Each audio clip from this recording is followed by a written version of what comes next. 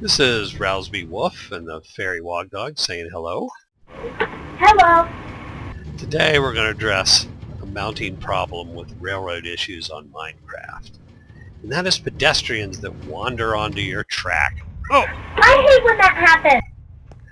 That's right. Pedestrians walking onto your track and upsetting your railroad experience. Well, today we have a solution for this problem. To increase the safety of your railroad and keep those annoying pedestrians off your track, we're going to design a crossing guard.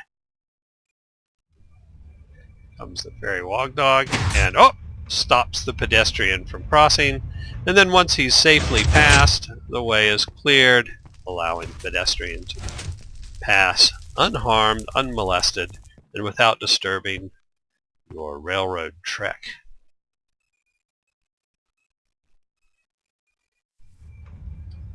So come again. There's the railroad. The crossing guard closes. The railroad car passes. The guard opens, and the pedestrians are free to travel.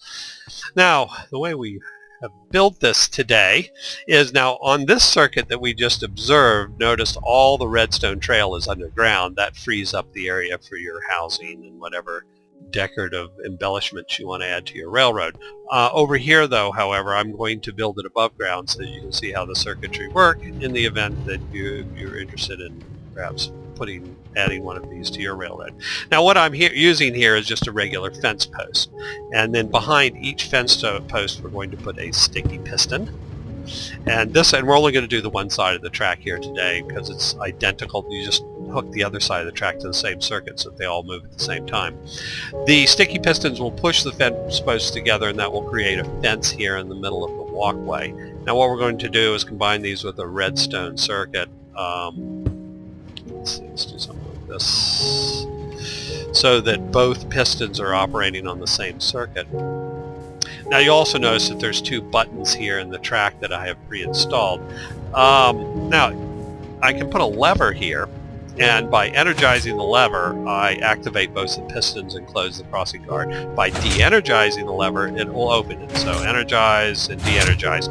But this, as you can see, doesn't necessarily work. It only works when somebody's standing here. So this isn't what we're looking for. That was purely for illustration point. Now the Fairy Wogdog and I did a video earlier on an automatic track switching mechanism, and we're going to use an identical circuit. However, this one's going to, we're going to try to make it a little bit more elegant, and instead of using a sticky piston with a block to break the circuit, we're actually going to use a redstone torch circuit this time. So what I'm going to do here, whoops, I didn't mean to do that. I'm going to hook a redstone torch to a block here by the button. Now notice when the Fairy Wogdog runs over it, the torch goes off. So when you energize the redstone circuit, and this is for those of you who are new to redstone circuits, when you energize the redstone circuit, it will turn off a torch behind the block. Now we want the opposite to happen. We of course want a torch to energize this circuit when it's turned on. So what I'm going to do is put a block here, and I'm going to put a torch there. Notice when the torch is on, the circuit is activated, the gate is closed. And then I'm going to connect this circuit, there we are, to the button. And we will observe now that when the Fairy Wogdog runs over the button to the right here, it will close the crossing guard. But notice the crossing guard opened before he actually made it to the intersection, and that's because it's only energized for the period of time in which the cart is over the button. Now to keep it energized all the time, what I'm going to do is complete a feedback loop that now keeps it energized. And break this right. Now notice that when he runs over it, it energizes, but now we have the opposite problem. It stays energized and pedestrians can't cross ever, and if they're trying to get to the grocery store they will instead starve to death because this gate will never open, because this feedback circuit here will keep it energized at all time. So now what we're going to do is, with the second button in the track after the cart has passed, we're going to bring it in, and notice it energizes when it's run over. What we're going to do with the second button here is when it is run over, it will energize the back of this redstone torch and turn it off.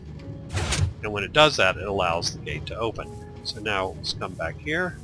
And we'll notice that when he runs over the button to the right, the gate closes. When he runs over the button to the left, the gate opens. Now your pedestrians can cross and be protected out there. So let me go up here in the air, and you can watch the circuit in action. A very simple circuit. The circuit is useful in multiple applications. Like I say, this is identical to the circuit that we used in the automatic railroad crossing, only we're using redstone torches this time instead of a block. Aw, no pedestrians.